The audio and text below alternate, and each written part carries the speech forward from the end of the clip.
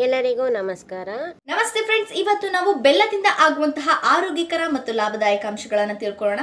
ಸಾಮಾನ್ಯವಾಗಿ ಬೇವು ಬೆಲ್ಲ ಯುಗಾದಿಗೆ ಮಾತ್ರ ತಿಂತೀವಿ. ಹಬ್ಬ ಹರಿದಿನಗಳಲ್ಲಿ ಒಬ್ಬಟ್ಟಿಗೆ ಬಳಸ್ತೀವಿ. ಸೊ ಇದು ಬಿಟ್ಟರೆ ನಾವು ಇನ್ನು ಜಾಸ್ತಿ ಹೆಚ್ಚಾಗಿ ಬೆಲ್ಲವನ್ನು ಯೂಸ್ ಮಾಡೋದಿಲ್ಲ. ಕಾಫಿಯಲ್ಲಿ ಕೆಲವೊಬ್ಬರು ಇಷ್ಟಪಟ್ಟು ಬೆಲ್ಲದ ಟೀ ಅಥವಾ ಬೆಲ್ಲದ ಕಾಫಿಯನ್ನು ಮಾಡ್ಕೊಂಡು ಕುಡಿತಾರೆ. ಆದರೆ ಯಾರು ಅಷ್ಟಾಗಿ ಯೋಚನೆ ಮಾಡಿರೋದಿಲ್ಲ ಬೆಲ್ಲವನ್ನು ತಿನ್ನೋದ್ರಿಂದ ಅಥವಾ ಅದನ್ನು ಜಾಸ್ತಿ ನಮ್ಮ ದೇಹದ ಒಳಗೆ ಸೇರಿಸೋದ್ರಿಂದ ಏನೇನು ಅಡ್ವಾಂಟೇಜಸ್ ಇದೆ ಅನ್ನೋದನ್ನು ಅಷ್ಟಾಗಿ ಯಾರು ಯೋಚನೆ ಮಾಡಿರಲ್ಲ ಅನ್ಕೋತೀನಿ.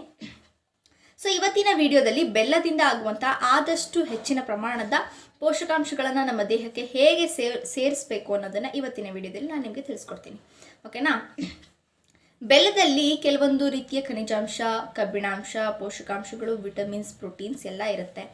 ಸೊ ಅದನ್ನು ನಮ್ಮ ದೇಹದೊಳಗೆ ಸೇರಿಸೋದು ಅಷ್ಟೇ ಅಲ್ಲದೆ ಬೇರೆ ಫುಡ್ ನಾವು ತಿಂತೀವಲ್ಲ, ಊಟ ಆಗಿರಬಹುದು, ತಿಂಡಿ ಆಗಿರಬಹುದು ತಿಂತೀವಲ್ಲ, ಅದನ್ನು ಆ ಪೋಷಕಾಂಶಗಳನ್ನು ಹೀರ್ಕೊಳ್ಳೋದಕ್ಕೂ ಕೂಡ ತುಂಬ ಹೆಲ್ಪ್ ಮಾಡುತ್ತೆ ಅಂತ ಹೇಳ್ಬೋದು.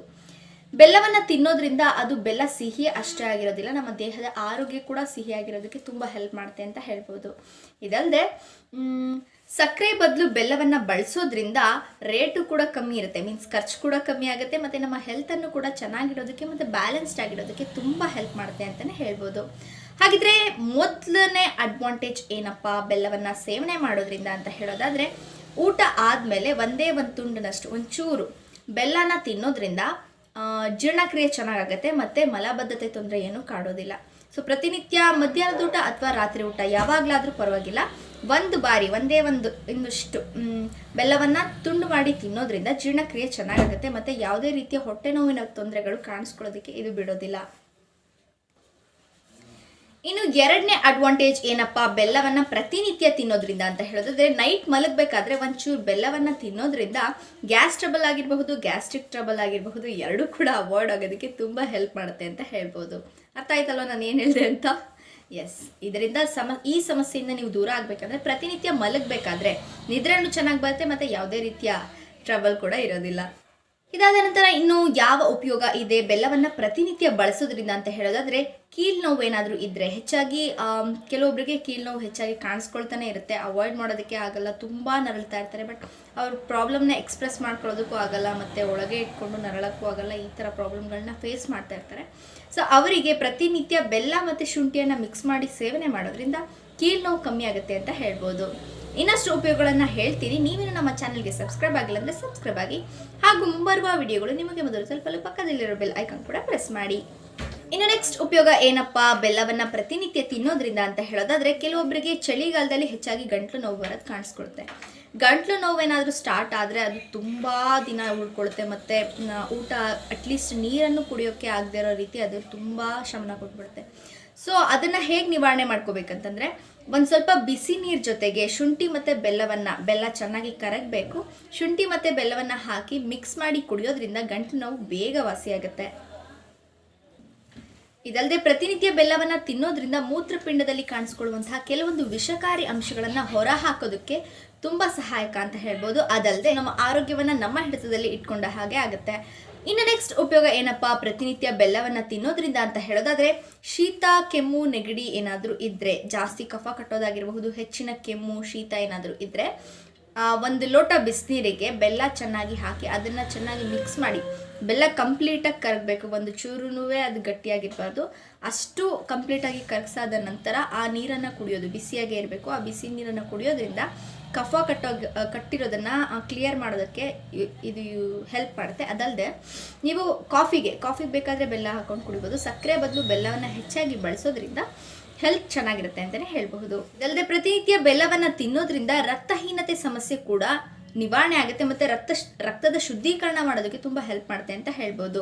ಇದರ ಜೊತೆಗೆ ಹಿಮೋಗ್ಲೋಬಿನನ್ನು ಇನ್ಕ್ರೀಸ್ ಮಾಡೋದಕ್ಕೂ ಕೂಡ ತುಂಬ ಸಹಾಯಕ ಈ ಬೆಲ್ಲವನ್ನು ಪ್ರತಿನಿತ್ಯ ತಿನ್ನೋದ್ರಿಂದ. ಇದಲ್ಲದೆ ಇನ್ನು ನೆಕ್ಸ್ಟ್ ಉಪಯೋಗ ಏನಪ್ಪ ಬೆಲ್ಲವನ್ನು ಪ್ರತಿನಿತ್ಯ ತಿನ್ನೋದ್ರಿಂದ ಅಂತ ಹೇಳೋದಾದರೆ, ಶ್ವಾಸಕೋಶಗಳ ತೊಂದರೆ ಆಗಿರಬಹುದು, ಶ್ವಾಸನಾಳಗಳ ತೊಂದರೆ ಆಗಿರಬಹುದು, ಕರಳಿನ ಸಮಸ್ಯೆ, ಅನ್ನನಾಳದ ಸಮಸ್ಯೆ ಮತ್ತು ಹೊಟ್ಟೆಗೆ ಸಂಬಂಧಪಟ್ಟಂತಹ ಕಾಯಿಲೆ ಆಗಿರಬಹುದು, ತೊಂದರೆಗಳಾಗಿರಬಹುದು, ಇದನ್ನೆಲ್ಲ ನಿವಾರಣೆ ಮಾಡೋದಕ್ಕೆ ಬೆಲ್ಲವನ್ನು ಪ್ರತಿನಿತ್ಯ ತಿನ್ನೋದು ಉತ್ತಮ ಅಂತ ಹೇಳ್ಬೋದು. ಇದಲ್ಲದೆ ಹೆಚ್ಚಾಗಿ ಪೊಲ್ಯೂಟ್ ಆಗಿರುವಂತಹ ಜಾಗದಲ್ಲಿ ಕೆಲಸ ಮಾಡ್ತಾರಲ್ಲ, ಅಂದರೆ ಡಸ್ಟ್ ಮೈನಿಂಗ್ ಏರಿಯಾ ಆ ಥರ ಜಾಸ್ತಿ ಡಸ್ಟ್ ಇರೋಂತಹ ಜಾಗದಲ್ಲಿ ಕೆಲಸ ಮಾಡೋರು ಪ್ರತಿನಿತ್ಯ ಬೆಲ್ಲವನ್ನು ತಿನ್ನೋದು ತುಂಬ ಉತ್ತಮ ಅಂತ ಹೇಳ್ಬೋದು. ಯಾಕೆಂದರೆ ಬ್ರೀದಿಂಗ್ ಮಾಡಬೇಕಾದ್ರೆ ಆ ಡಸ್ಟ್ ಮೂಗೊಳಗೆ ಹೋಗೋದ್ರಿಂದ ಶ್ವಾಸಕೋಶಗಳ ತೊಂದರೆಗಳು ಕ್ರಿಯೇಟ್ ಆಗುತ್ತೆ. ಸೊ ಅದನ್ನು ಅವಾಯ್ಡ್ ಮಾಡೋದಕ್ಕೆ ಪ್ರತಿನಿತ್ಯ ಬೆಲ್ಲವನ್ನು ತಿನ್ನೋದು ಉತ್ತಮ ಅಂತಲೇ ಹೇಳ್ಬಹುದು. ಇನ್ನು ಮಂತ್ಲಿ ಪ್ರಾಬ್ಲಮ್, ಗರ್ಲ್ಸ್ಗೆ ಆಗುವಂತಹ ಮಂತ್ಲಿ ಪ್ರಾಬ್ಲಮ್, ಪೀರಿಯಡ್ಸ್ ಪ್ರಾಬ್ಲಮ್ನಲ್ಲಿ ಹೆಚ್ಚಾಗಿ ಕೆಲವೊಬ್ಬರಿಗೆ ಮೂಡ್ ಆಫ್ ಆಗಿಬಿಡೋದು, ಡಲ್ ಆಗಿಬಿಡೋದು, ಸೈಲೆಂಟ್ ಆಗಿಬಿಡೋದು, ಈ ಥರ ಎಲ್ಲ ಇರುತ್ತೆ. ಸೊ ಈ ಥರ ಪ್ರಾಬ್ಲಮ್ಸ್ಗಳಿಗೆ ಸ್ವಲ್ಪ ಮೂಡ್ನ ಫ್ರೆಶ್ ಮಾಡೋದಕ್ಕೆ ಹೆಲ್ಪ್ ಮಾಡುತ್ತೆ ಬೆಲ್ಲವನ್ನು ತಿನ್ನೋದ್ರಿಂದ. ಯಾಕೆಂದರೆ ಡೈವರ್ಟ್ ಮಾಡುತ್ತೆ.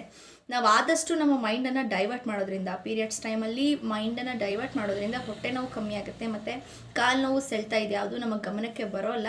ಸೊ ಪ್ರತಿನಿತ್ಯ ಬೆಲ್ಲವನ್ನು ತಿನ್ನೋದ್ರಿಂದ ಹೊಟ್ಟೆ ನೋವು ಅವಾಯ್ಡ್ ಆಗುತ್ತೆ ಮತ್ತು ಮೂಡ್ ಕೂಡ ಚೇಂಜ್ ಆಗೋದಕ್ಕೆ ತುಂಬ ಹೆಲ್ಪ್ ಮಾಡುತ್ತೆ ಅಂತ ಹೇಳ್ಬೋದು. ಇನ್ನು ಪ್ರತಿನಿತ್ಯ ಬೆಲ್ಲವನ್ನು ತಿನ್ನೋದ್ರಿಂದ ಬ್ಲಡ್ ಸರ್ಕ್ಯುಲೇಷನ್ ಚೆನ್ನಾಗಾಗುತ್ತೆ. ಸೊ ಆದಷ್ಟು ಸಕ್ಕರೆಯನ್ನು ಅವಾಯ್ಡ್ ಮಾಡಿ ಬೆಲ್ಲವನ್ನು ತಿನ್ನೋದ್ರಿಂದ ಬ್ಲಡ್ ಸರ್ಕ್ಯುಲೇಷನ್ ಚೆನ್ನಾಗಾಗುತ್ತೆ ಅಂತಂದರೆ ನಮ್ಮ ಹೃದಯದ ಆರೋಗ್ಯ ಕೂಡ ಪರ್ಫೆಕ್ಟ್ ಆಗಿರುತ್ತೆ ಅಂತಲೇ ಹೇಳ್ಬೋದು. ಸೊ ಪ್ರತಿನಿತ್ಯ ಬೆಲ್ಲವನ್ನು ತಿನ್ನೋದಕ್ಕೆ ಟ್ರೈ ಮಾಡಿ. ಪ್ರತಿನಿತ್ಯ ಬೆಲ್ಲವನ್ನು ಬಳಸೋದ್ರಿಂದ ಇನ್ನೇನು ಉಪಯೋಗ ಇದೆ ಅಂತ ಹೇಳೋದಾದರೆ, ಬೆಲ್ಲವನ್ನು ಬಳಸೋದ್ರಿಂದ ಯಕೃತ್ ಸಮಸ್ಯೆ ಆಗಿರಬಹುದು ಮತ್ತು ಕಿಡ್ನಿ ಸಮಸ್ಯೆ ಆಗಿರಬಹುದು, ಲಿವರ್ನ ಸಮಸ್ಯೆ ಆಗಿರಬಹುದು, ಎಲ್ಲ ಸಮಸ್ಯೆಯನ್ನು ಈಸಿಯಾಗಿ ದೂರ ಇಡೋದಕ್ಕೆ ಹೆಲ್ಪ್ ಮಾಡುತ್ತೆ. ಅದಲ್ಲದೆ ಅದರಲ್ಲಿ ಜಿಂಕ್ ಅನ್ನೋ ಒಂದು ಅಂಶ ಇರೋದ್ರಿಂದ ಇವೆಲ್ಲದಕ್ಕೂ ಒಳ್ಳೆ ಪೋಷಣೆಯನ್ನು ನೀಡುತ್ತೆ ಮತ್ತು ಹೆಲ್ದಿಯಾಗಿಡೋದಕ್ಕೂ ಕೂಡ ತುಂಬ ಹೆಲ್ಪ್ ಮಾಡುತ್ತೆ ಅಂತ ಹೇಳ್ಬೋದು. ಇದಲ್ಲದೆ ಚಳಿಗಾಲದಲ್ಲಿ ಹೆಚ್ಚಾಗಿ ಕಾಣಿಸ್ಕೊಳ್ಳೋದು ಒಬ್ಬರಿಂದ ಒಬ್ಬರಿಗೆ ಹರಡುವಂತಹ ಸೋಂಕುಗಳು. ಫಾರ್ ಎಕ್ಸಾಂಪಲ್ ಕೆಮ್ಮು, ನೆಗಡಿ, ಜ್ವರ ಈ ಥರ ಒಬ್ಬರಿಂದ ಒಬ್ಬರಿಗೆ ಹರಡುತ್ತೆ. ಇದನ್ನು ಅವಾಯ್ಡ್ ಮಾಡೋದಕ್ಕೆ ಪ್ರತಿನಿತ್ಯ ಒಂದು ಗ್ಲಾಸ್ಗೆ 1 ಟೀ ಸ್ಪೂನಷ್ಟು ಬೆಲ್ಲದ ಪುಡಿಯನ್ನು ಹಾಕಿ ಚೆನ್ನಾಗಿ ಮಿಕ್ಸ್ ಮಾಡಿ ಪೂರ್ತಿ ಕರಗಬೇಕು. ಪೂರ್ತಿ ಕರಗಾದ್ಮೇಲೆ ಆ ಬಿಸಿ ನೀರನ್ನು ಕುಡಿಯೋದ್ರಿಂದ ಈ ಸೋಂಕನ್ನು ದೂರ ಇಡೋದಕ್ಕೆ ತುಂಬ ಸಹಾಯಕ ಅಂತ ಹೇಳಬಹುದು. ಇದಲ್ಲದೆ ದೊಡ್ಡವ್ರಿಗೆ ಹೇಗೆ ಬೆಲ್ಲವನ್ನು ಯೂಸ್ ಮಾಡ್ಕೋಬೇಕು ಚಳಿಗಾಲದಲ್ಲಿ, ಶೀತ, ನೆಗಡಿ, ಕೆಮ್ಮು, ಜ್ವರ ಇದನ್ನೆಲ್ಲ ಅವಾಯ್ಡ್ ಮಾಡೋಕ್ಕೆ ಅಂತ ಹೇಳೋದಾದರೆ, ಒಂದು ಅರ್ಧ ಸ್ಪೂನಷ್ಟು ಒಣಶುಂಠಿ ಪುಡಿ ಮತ್ತು 1 ಸ್ಪೂನಷ್ಟು ಎಳ್ಳಿನ ಪುಡಿ ಮತ್ತು ತುಪ್ಪ ಮತ್ತು ಬೆಲ್ಲದ ಪುಡಿಯನ್ನು ಚೆನ್ನಾಗಿ ಮಿಕ್ಸ್ ಮಾಡಿ ಅದನ್ನು ಕುಡಿಯೋದ್ರಿಂದ ಶೀತ, ನೆಗಡಿ, ಕೆಮ್ಮು, ಜ್ವರ ಎಲ್ಲ ಅವಾಯ್ಡ್ ಆಗೋದಕ್ಕೆ ತುಂಬ ಸಹಾಯಕ ಅಂತ ಹೇಳ್ಬಹುದು. ಇನ್ನು ಕೆಲವೊಬ್ಬರಿಗೆ ಹಾರ್ಮೋನ್ ಇಂಬ್ಯಾಲೆನ್ಸಿಂದ ಕರೆಕ್ಟಾಗಿ ಮಂತ್ಲಿ ಪೀರಿಯಡ್ಸ್ ಆಗೋದಿಲ್ಲ. ಸೊ ಅದನ್ನು ಪರ್ಫೆಕ್ಟಾಗಿ ಡೇಟಿಗೆ ಕರೆಕ್ಟಾಗಿ ಮಂತ್ಲಿ ಪೀರಿಯಡ್ ಆಗೋದಕ್ಕೆ ಏನು ಸೊಲ್ಯೂಷನ್ ಅಪ್ಪ ಬೆಲ್ಲವನ್ನು ಬಳಸೋದ್ರಿಂದ ಅಂತ ಹೇಳೋದಾದರೆ, 1 ಸ್ಪೂನಷ್ಟು ಬೆಲ್ಲ, ಅದಕ್ಕೆ 1 ಸ್ಪೂನಷ್ಟು ಎಳ್ಳನ್ನು ಮಿಕ್ಸ್ ಮಾಡಿ ತಿನ್ನಬೇಕಾಗುತ್ತೆ. ಸೊ ಅದನ್ನು ಪರ್ಫೆಕ್ಟಾಗಿ ಜಾಸ್ತಿ ತಿಂತಾ ಇದ್ದರೆ ಪರ್ಫೆಕ್ಟಾಗಿ ಮಂತ್ಲಿ ಪೀರಿಯಡ್ ಆಗೋದಕ್ಕೆ ತುಂಬ ಹೆಲ್ಪ್ ಮಾಡುತ್ತೆ. ಮತ್ತು ನಾವು ಹೆಲ್ದಿಯಾಗಿ ಇರಬೇಕು ಅಂತಂದರೆ ಪ್ರತಿನಿತ್ಯ ಬೆಲ್ಲವನ್ನು ತಿನ್ನಬೇಕು. ಮತ್ತು ಮಂತ್ಲಿ ಪೀರಿಯಡ್ಸ್ ಕರೆಕ್ಟಾಗಾದರೆ ಹುಡುಗಿರು ಹೆಲ್ದಿಯಾಗಿರೋದಕ್ಕೆ ತುಂಬ ಸಹಾಯಕ ಅಂತ ಹೇಳಬಹುದು. ಇನ್ನು ಮಧುಮೇಹ ಏನಾದರೂ ಇದ್ದರೆ, ಮೀನ್ಸ್ ಶುಗರ್ ಯಾರಿಗಾದರೂ ಇದ್ದರೆ ಹೆಚ್ಚಾಗಿ ಸಕ್ಕರೆನ ಬಳಸೋದ್ರ ಬದಲು ಬೆಲ್ಲವನ್ನು ಬಳಸೋದು ಉತ್ತಮ. ಯಾಕೆಂದರೆ ಬೆಲ್ಲದಲ್ಲಿ ಹೆಚ್ಚಿನ ಪ್ರಮಾಣದ ಸಕ್ಕರೆ ಅಂಶ ಇರೋದಿಲ್ಲ. ಅಂದರೆ ನೀವು ಬೆಲ್ಲನೂ ಕೂಡ ತುಂಬ ಹೆಚ್ಚಾಗಿ ಬಳಸುವಂತಿಲ್ಲ, ಲಿಮಿಟೆಡ್ ಆಗಿ ಸಕ್ಕರೆಗಿಂತ ಸ್ವಲ್ಪ ಜಾಸ್ತಿ ಬಳಸ್ಕೋಬೋದು ಅಂತ ಹೇಳ್ಬೋದು. ಪ್ರತಿನಿತ್ಯ ನೀವು ಬೆಲ್ಲವನ್ನು ಬಳಸೋದ್ರಿಂದ ಯಾವುದೇ ರೀತಿಯ ತೊಂದರೆ ಆಗೋದಿಲ್ಲ ಮತ್ತು ನಿಮ್ಮ ಶುಗರ್ನಲ್ಲೂ ಕೂಡ ಏರುಪೇರು ಆಗೋದಕ್ಕೆ ಇದು ಬಿಡೋದಿಲ್ಲ. ಇನ್ನು ಬೆಲ್ಲವನ್ನು ತಿನ್ನೋದ್ರಿಂದ ಇನ್ನಷ್ಟು ಉಪಯೋಗ ಏನಪ್ಪ ಅಂತ ಹೇಳೋದಾದರೆ, ಬೆಲ್ಲವನ್ನು ತಿನ್ನೋದ್ರಿಂದ ಬಾಯಾರಿಕೆ ಕಮ್ಮಿ ಆಗುತ್ತೆ ಅಂತ ಗೊತ್ತು. ಮತ್ತು ಬೆಲ್ಲವನ್ನು ತಿನ್ನೋದ್ರಿಂದ ನಮಗೆ ಶಕ್ತಿ ಹೆಚ್ಚಾಗಿ ಸಿಗುತ್ತೆ, ದೇಹಕ್ಕೆ ಇಮ್ಯುನಿಟಿ ಹೆಚ್ಚಾಗಿ ಸಿಗೋದ್ರಿಂದ ನಾವು ಸ್ಟ್ರಾಂಗ್ ಆಗಿರಬಹುದು ಮತ್ತು ಹೆಲ್ದಿಯಾಗಿರೋದಕ್ಕೆ ತುಂಬ ಹೆಲ್ಪ್ ಮಾಡುತ್ತೆ ಮತ್ತು ಆ್ಯಕ್ಟಿವ್ ಆಗು ಕೂಡ ಇರಬಹುದು. ಸೊ ಪ್ರತಿನಿತ್ಯ ನಾವು ಬೆಲ್ಲವನ್ನು ತಿನ್ನೋದಕ್ಕೆ ಟ್ರೈ ಮಾಡಬೇಕು. ಮತ್ತು ಹೊಸ ಬೆಲ್ಲ ಮ್ಯಾನುಫ್ಯಾಕ್ಚರ್ ಆಗಿ ಸ್ವಲ್ಪ ದಿನ ಆಗಿರುತ್ತಲ್ಲ, ಆ ಥರ ಹೊಸ ಬೆಲ್ಲವನ್ನು ತಿನ್ನೋದ್ರಿಂದ ಕಫ, ಕೆಮ್ಮು, ನೆಗಡಿ ಬರೋದಿಲ್ಲ. ಮತ್ತು ನಾವು ಒಂದು ಸರಿ ಬೆಲ್ಲ ತಂದರೆ ಅದನ್ನು 1 ರಿಂದ 2 ವರ್ಷ ಚೆನ್ನಾಗಿಟ್ಕೋಬೋದು, ಯಾವುದೇ ರೀತಿಯ ತೊಂದರೆ ಆಗೋದಿಲ್ಲ. ಸೊ ಬೆಲ್ಲವನ್ನು ತಿನ್ನೋದ್ರಿಂದ ನಮ್ಮ ಆರೋಗ್ಯವನ್ನು ಬ್ಯಾಲೆನ್ಸ್ಡ್ ಆಗಿಡೋದಕ್ಕೆ ತುಂಬ ಸಹಾಯಕ ಅಂತಲೇ ಹೇಳಬಹುದು. ಪದೇ ನೆಗಡಿ ಆಗ್ತಾ ಇರುತ್ತೆ, ಸ್ನೀಸ್ ಜಾಸ್ತಿ, ಏನು ಗ್ಯಾಪೇ ಇಲ್ಲದೆ ಇರೋಂಗೆ ಸೀನ್ತಾನೇ ಇರ್ತಾರೆ, ತುಂಬ ನೆಗಡಿ ಆಗ್ತಾ ಇರುತ್ತೆ, ಮುಗ ಸೋರ್ತಾ ಇರುತ್ತೆ. ಸೊ ಇದನ್ನೆಲ್ಲ ಅವಾಯ್ಡ್ ಮಾಡೋದಕ್ಕೆ, ಇದು ಕೆಲವೊಬ್ರಿಗೆ ಮಾತ್ರ ಕಾಣಿಸ್ಕೊಳ್ತಾ, ಎಲ್ಲರಿಗೂ ಅಲ್ಲ. ಜಾಸ್ತಿ ನೆಗಡಿ ಪದೇ ಬರ್ತಾ ಇದೆ ಅಂತ ಹೇಳೋದಾದರೆ ಅದನ್ನು ಅವಾಯ್ಡ್ ಮಾಡೋದಕ್ಕೆ ಏನು ಮಾಡಬೇಕು ಬೆಲ್ಲವನ್ನು ಅಂತ ಹೇಳೋದಾದರೆ, 1 ಸ್ಪೂನ್ ಬೆಲ್ಲ, ಸ್ವಲ್ಪ ಮೊಸರು ಮತ್ತು ಮೆಣಸನ್ನು ಹಾಕಿ ಚೆನ್ನಾಗಿ 3 ಮಿಕ್ಸ್ ಮಾಡಿ ಅದನ್ನು ತಿನ್ನೋದ್ರಿಂದ ನೆಗಡಿನೂ ಅವಾಯ್ಡ್ ಆಗುತ್ತೆ ಮತ್ತು ಸ್ನೀಸ್ ಕೂಡ ಕಮ್ಮಿ ಆಗೋದಕ್ಕೆ ತುಂಬ ಸಹಾಯಕ ಅಂತ ಹೇಳ್ಬೋದು.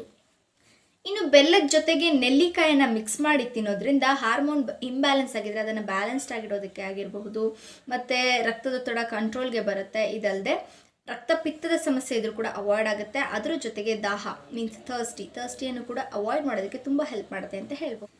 ಇನ್ನು ಏನಾದರೂ ಜ್ವರ ಜಾಸ್ತಿ ಆಗಿ ಬಾಡಿ ಫುಲ್ ಹೀಟ್ ಆಗಿದೆ ಅಂತ ಏನಾದರೂ ಸಮಸ್ಯೆ ಕಾಣಿಸ್ಕೊಳ್ತಾ ಇದ್ರೆ, ತುಂಬ ಜ್ವರ ಏನಾದರೂ ಇದ್ದರೆ ಅದಕ್ಕೂ ಕೂಡ ನೀವು ನೀರಿಗೆ ಸ್ವಲ್ಪ ಬೆಲ್ಲವನ್ನು ಮಿಕ್ಸ್ ಮಾಡಿ ಕುಡಿಯೋದ್ರಿಂದ ಜ್ವರ ಅವಾಯ್ಡ್ ಆಗೋದಕ್ಕೆ ತುಂಬ ಸಹಾಯಕ ಅಂತ ಹೇಳ್ಬೋದು. ಇನ್ನು ಕಾಲ್ಗೇನಾದರೂ ಗಾಜು ಅಥವಾ ಮುಳ್ಳು ಏನಾದರೂ ಚುಚ್ಚಿದ್ರೆ ಜಾಸ್ತಿ ಬಿಸಿ ಮಾಡಿ ಪಾಕ ಥರ ರೆಡಿ ಮಾಡಿಕೊಂಡು ಬೆಲ್ಲವನ್ನು ಪಾಕ ಥರ ರೆಡಿ ಮಾಡಿಕೊಂಡು ಅದ್ರ ಮೇಲೆ ಹಾಕೋದ್ರಿಂದ ಮುಳ್ಳು ಆಚೆ ತೆಗೆಯೋದಕ್ಕೆ ತುಂಬ ಸಹಾಯ. ಇನ್ನು ಹೆಚ್ಚಾಗಿ ನಾವು ಬೆಲ್ಲವನ್ನು ಬಳಸೋದ್ರಿಂದ ನಮ್ಮ ದೇಹದಲ್ಲಿ ರೋಗ ನಿರೋಧಕ ಶಕ್ತಿ ಇನ್ಕ್ರೀಸ್ ಆಗೋದಕ್ಕೆ ತುಂಬ ಸಹಾಯಕ ಅಂತ ಹೇಳ್ಬೋದು. ಬೇಸಿಗೆಯಲ್ಲಿ ಜಾಸ್ತಿ ನಾವು ಬೆಲ್ಲದ ಹಣ್ಣನ್ನು ಯೂಸ್ ಮಾಡಿಕೊಂಡು ಬೆಲ್ಲ ಮಿಕ್ಸ್ ಮಾಡಿ ಅದಕ್ಕೆ ಶರ್ಬತ್ ಮಾಡ್ಕೊಂಡು ಕುಡಿಯೋದ್ರಿಂದ ಎಕ್ಸಸ್ ಆಫ್ ಹೀಟ್ ಏನಾದರೂ ಇದ್ದರೆ ಅದನ್ನು ಹೊರ ಹಾಕೋದಕ್ಕೂ ಕೂಡ ತುಂಬ ಸಹಾಯಕ ಅಂತ ಹೇಳ್ಬೋದು. ಮತ್ತು ನಮ್ಮ ಬಾಡಿ ಕೂಲ್ ಆಗಿರೋದಕ್ಕೆ ತುಂಬ ಹೆಲ್ಪ್ ಮಾಡುತ್ತೆ ಅಂತ ಹೇಳ್ಬೋದು. ನೋಡಿದ್ರಲ್ಲ ಫ್ರೆಂಡ್ಸ್, ಎಷ್ಟೆಲ್ಲ ಉಪಯೋಗ ಇದೆ ಬೆಲ್ಲದಿಂದ. ನಾವು ಬೆಲ್ಲದಿಂದ ಏನು ಮಾಡ್ತಾಯಿದ್ವಿ, ಬೆಲ್ಲದನ್ನ ಮಾಡ್ತಿದ್ವಿ, ಅದು ಬಿಟ್ಟರೆ ಒಬ್ಬಟ್ಟು ಮಾಡ್ತಾಯಿದ್ವಿ. ಆದರೆ ಅದನ್ನು ನಾವು ತಿನ್ನೋದ್ರಿಂದ ನಮ್ಗೆ ಏನು ಲಾಭ ಇದೆ ಅಂತ ತಿಳ್ಕೊಂಡಿರಲಿಲ್ಲ. ಸೊ ಈಗ ಎಲ್ಲ ತಿಳಿದಿದೆ. ಪ್ರತಿನಿತ್ಯ ಬೆಲ್ಲವನ್ನು ತಿನ್ನೋದ್ರಿಂದ ಇಷ್ಟೆಲ್ಲ ಅಡ್ವಾಂಟೇಜಸ್ ಇರೋದು ಈಗ ಗೊತ್ತಾಗಿದೆ ಅಲ್ವಾ. ಗೊತ್ತಿದ್ರೂ ಸುಮ್ಮನೆ ಇದ್ದರೆ ನಮ್ಮ ಹೆಲ್ತ್ಗೆ ನಾವೇ ಮೋಸ ಮಾಡ್ಕೊಂಡಾಗುತ್ತೆ.